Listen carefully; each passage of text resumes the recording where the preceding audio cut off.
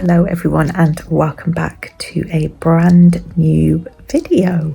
Something a little bit different today. I am hoping that I can give you a little bit of knowledge to help you be able to find yourself cheap flights for wherever that may be. And I'm going to be today just looking at Florida. That is obviously the holiday we have booked for this July. So I just want to show you how I have booked it, which companies I've used, and how I go about trying to save as much money as I can. So firstly, I think we are going to start with flights. I always use a company called Skyscanner. I've used Skyscanner for years and years and years. I love the way you can use the website to your advantage by tweaking dates, and it would automatically tell you which is the cheapest airport to fly from. I just find them absolutely amazing. So yeah, let's look at flights first. I've just tried using screen recording on my MacBook, but it's not working. So I'm going to try filming on my phone, and I'm hoping that this will work. So I normally put in United Kingdom, I put where I'm going. I will put in different airports because obviously flying into certain airports is a lot less than others. I always click add nearby airports for both, and then depart. This is, I suppose, secret weapon that I use. I go into whole month and then click my starting month and my end month, and then I'm going to click how many adults. So I'm going to put in how many are on the trip that I've just booked. So that's 3 adults and 2 children, because we are taking my daughter's best friend. They are both 14, so just put in their ages. And then obviously return is the one that always shows up, so you don't normally have to put that in. There is a box here for direct flights, but I never tend to click that.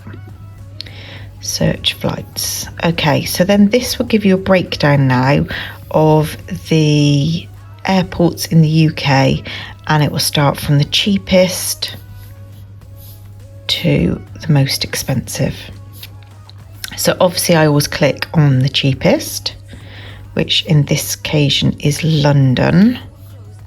And then, so our flight was the 18th to the 17th. Now on this occasion, only one flight is shown on the return, but what often happens is if you click on a date, it then releases the return dates. So let's go in at, because obviously I'm tied into school holidays, so let's go in at the cheapest, which is 219. So that hasn't actually shown up many return flights. Let's try 240.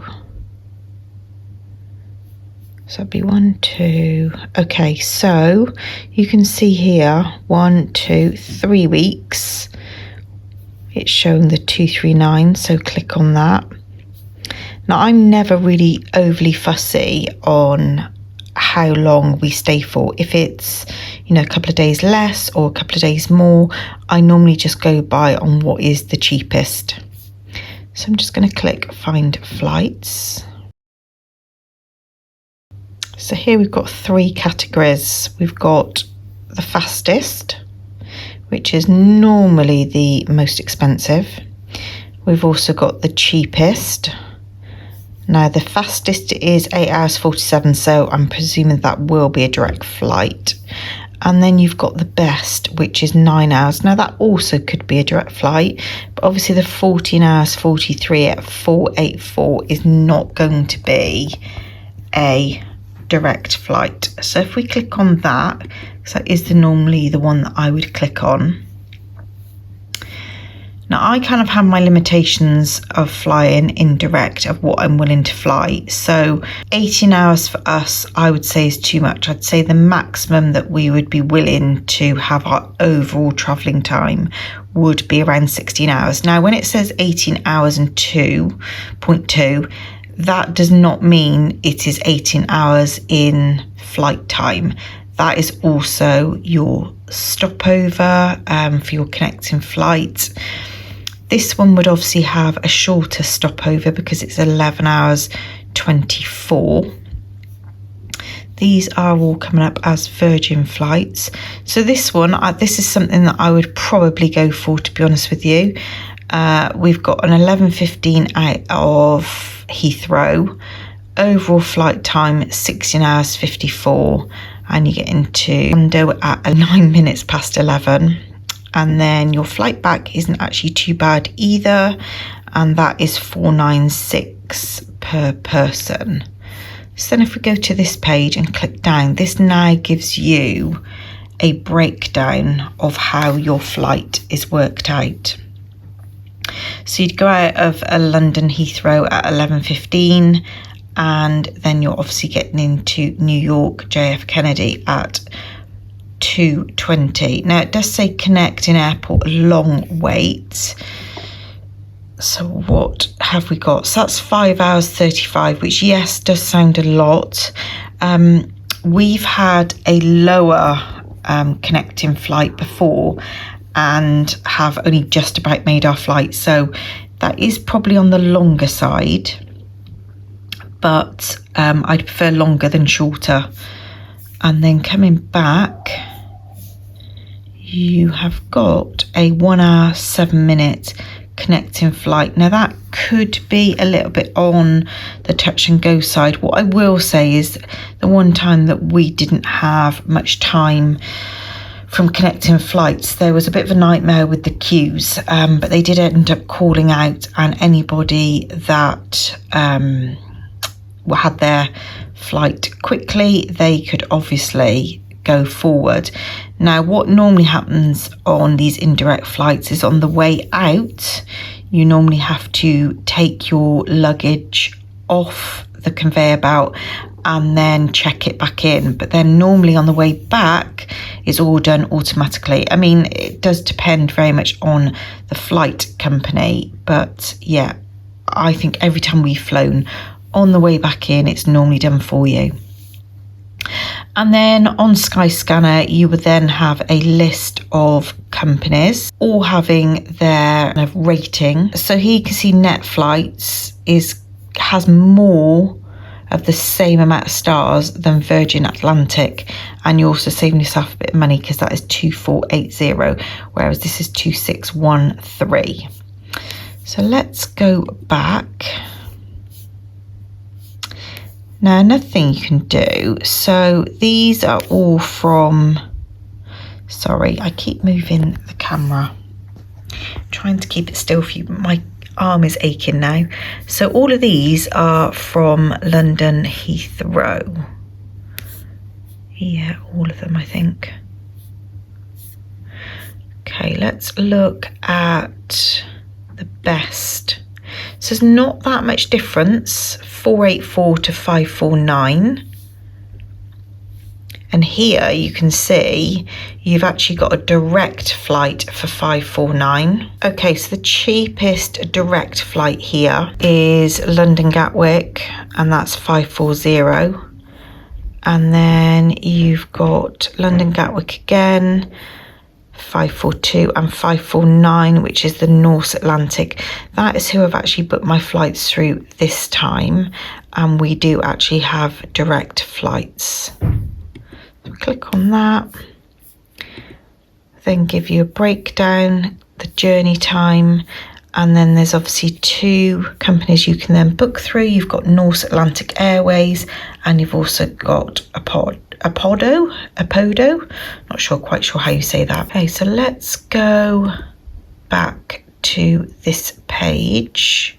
I'm going to put depart again the whole month.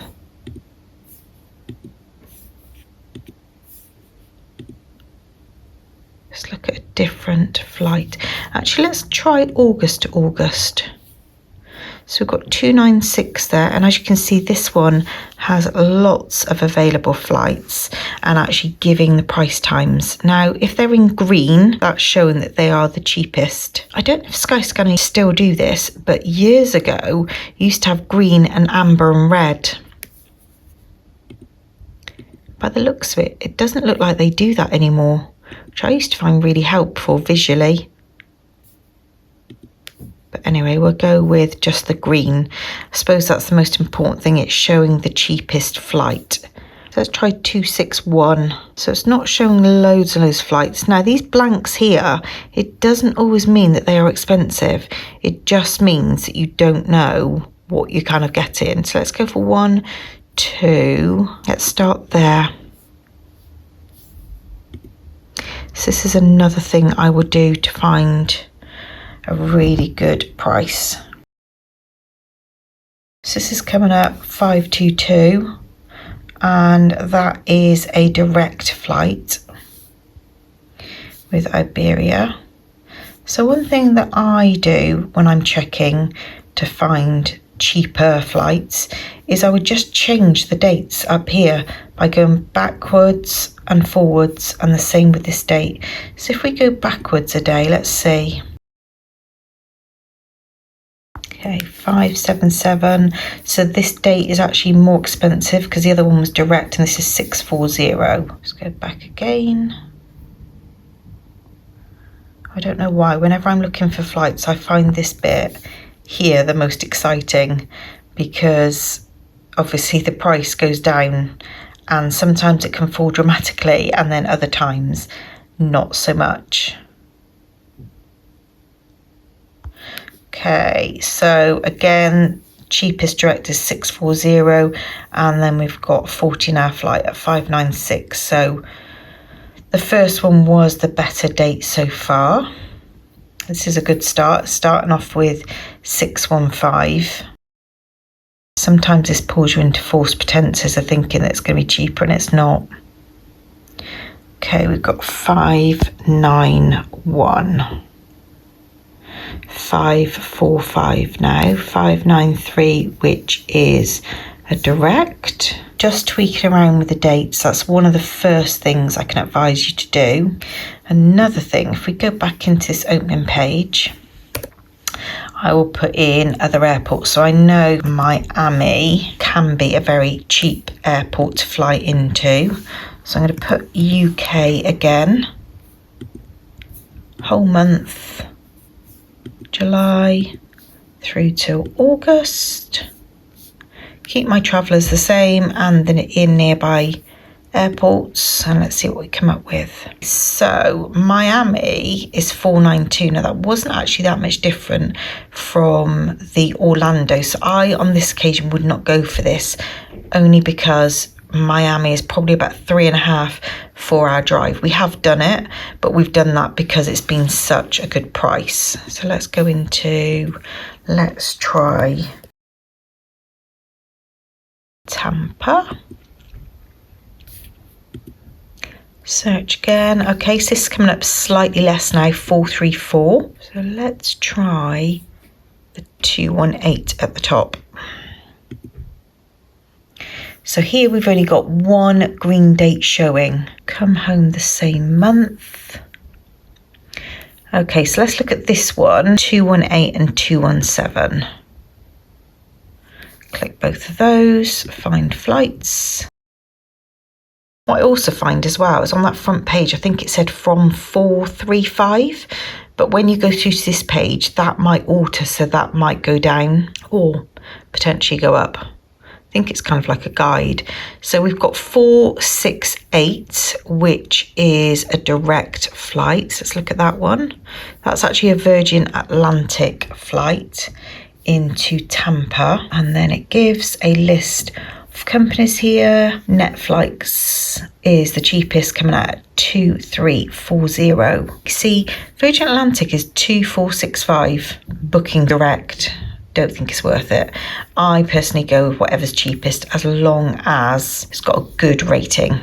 So definitely play around with your destination airports, because Florida does have quite a few airports that you can fly into. I mean, the Miami one, it's not awful, but the only thing I would say is that I wouldn't personally drive in the dark when you get there, because you can be quite disorientated. So maybe a little hotel kind of stay. And yeah, that's how I book my flights.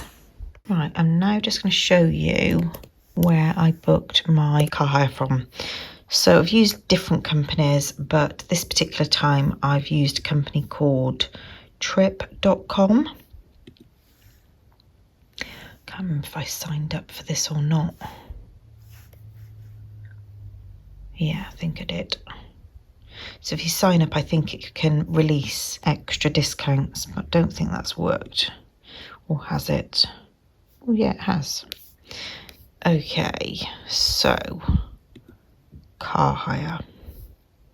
Put in Orlando, which is MCO. Pick up date. I'm going to use the dates that I've used. Can I remember the times? Right, I've just checked. It is 7 o'clock at night and it will be 6:30 drop off. Let's see what we come up with. Now we have got an SUV. So at the top here, it gives you the lowdown of the prices. You've got small car, $34.71, medium, $34.93, SUV, $37.93, so on.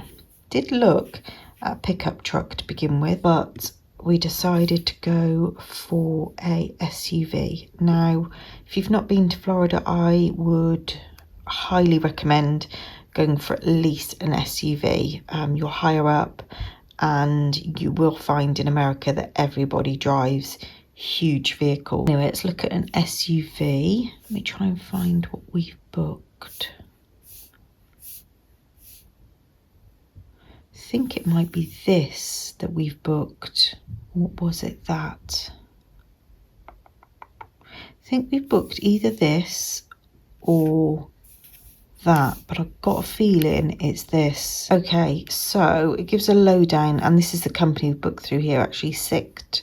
I think that's how you say it, which actually, I don't get this because some of them got 0 reviews, but these are big companies. Anyway, you collect inside the airport, you get full-to-full additional liability insurance. This one has got limited mileage. Now, I know the one that we booked didn't have limited. I'm going to click on this one because I know ours didn't have limited mileage. Obviously going to click on the cheapest. And I think we have paid around £1,500, which is what this is. And I quite like as well because you don't actually pay until you get there. Okay, and lastly, this is the company that I have used for our part tickets. I've used this company before. I've also paid an extra, I think £10 to receive like an actual ticket form, only because I think it's really nice for memories. But yeah, so with this, we have got the magic bands included. If I just show you what we've actually gone for.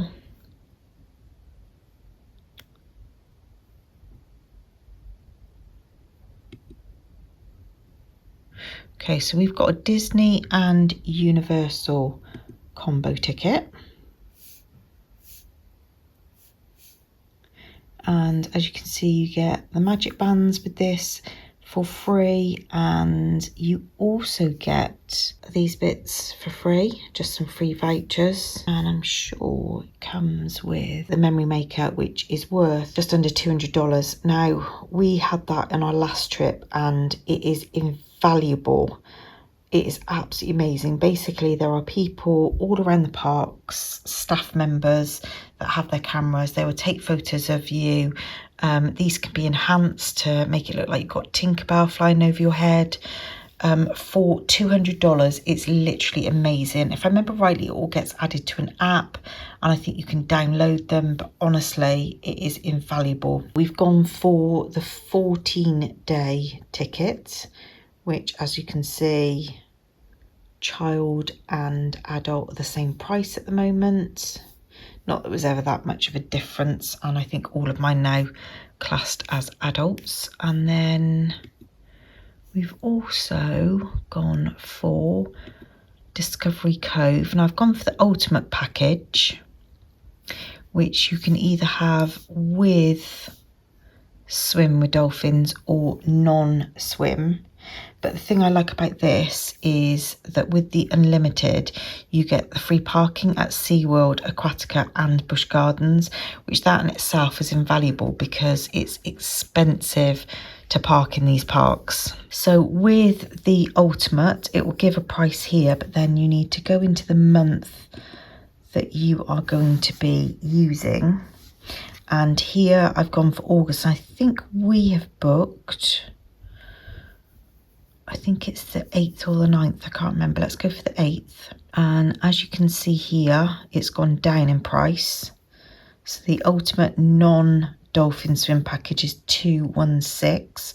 So actually August isn't classed as a peak time. And then 5, add that to basket. Now these companies as well do have special offers, so we'll give a percentage off, but well, I don't think we did receive that with ours. So that's what we've paid for our Ultimate non-dolphin swim package. And like I said, you get Discovery Cove included with that, SeaWorld, Aquatica and Busch Gardens, plus you get all of your parking. So yeah, amazing. Busch Gardens is out at Tampa Bay, but it's not that long a drive. If I remember rightly, it's around about an hour. And you also get these included. So I hope you have enjoyed this short little video, maybe to give you some idea on costings, companies to use. I am very much a great believer of using the comparison websites. It doesn't always give you the best price, but it will give you a lowdown of comparisons, especially with the car hire, because that can differ quite a lot. And it might be that a comparison website doesn't actually use independent places. I tend to find that I never ever go for the actual company. Like obviously we've used Sixt. I wouldn't go through their website. It's always in my experience a lot more in money. And you know, Florida is not the cheapest of places to go to, but wherever you can save a little bit of money, definitely try. I've got loads of other little tips and tricks for going to Florida, helping with the heat, saving money on food, little bits like that. So I think I will do a part 2 to this. This is kind of more of how to get you there, how to look for your flights and things like that. So I really hope it has been beneficial. If there are any questions, please don't hesitate to ask anything. I respond quite quickly to any of your kind of questions. So yeah, not bothered about you asking any questions at all. If I can help in any way, shape or form, I will. So if you did like this, please give it a big thumbs up. Also, don't forget to subscribe to my channel. I make all kinds of videos, and yeah, I've got quite a few good ones coming up, including a really fantastic huge Primark haul and a big try on of all those kind of like summery holiday bits. Definitely getting into that mindset already. Anyway, take care everybody, and I will see you really soon in the next one. Bye.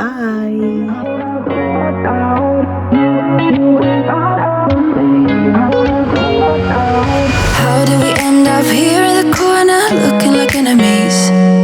We used to be the team people talk about, what a chemistry. I can see